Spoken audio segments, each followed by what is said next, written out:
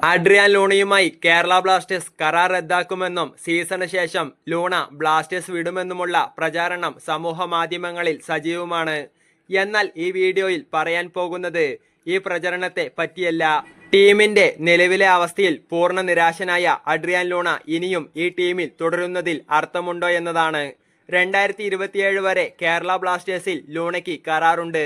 കഴിഞ്ഞ 4 വർഷമായി Adrian Luna ബ്ലാസ്റ്റേഴ്സിനോടൊപ്പം ഉണ്ടെങ്കിലും ഇതുവരെ ബ്ലാസ്റ്റേഴ്സിനോടൊപ്പം ഒരു കിരീടം നേടാൻ ലൂണയ്ക്ക് സാധിച്ചിട്ടില്ല. കിരീടം മാറ്റി നിർത്തിയാൽ ലൂണ എന്ന പ്രതിഭയ്ക്ക് ബ്ലാസ്റ്റേഴ്സിൽ ഈ സീസണിൽ നല്ലപോലെ പന്ത് തട്ടാനായോ എന്നതും സംശയമാണ്. Right person with wrong club എന്ന വിശേഷണത്തിന് ഏറെ അർഹനായ താരമാണ് അഡ്രിയാൻ ലൂണ. അഡ്രിയാൻ ലൂണ മികച്ച കളിക്കാരനാണ് എന്ന കാര്യത്തിൽ സംശയമില്ല.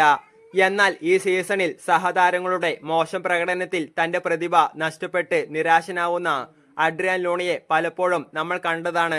എന്തിനേറെ നോഹയോട് കയർക്കുന്ന ലൂണയെയും നമ്മൾ ആദ്യമായി കണ്ടു.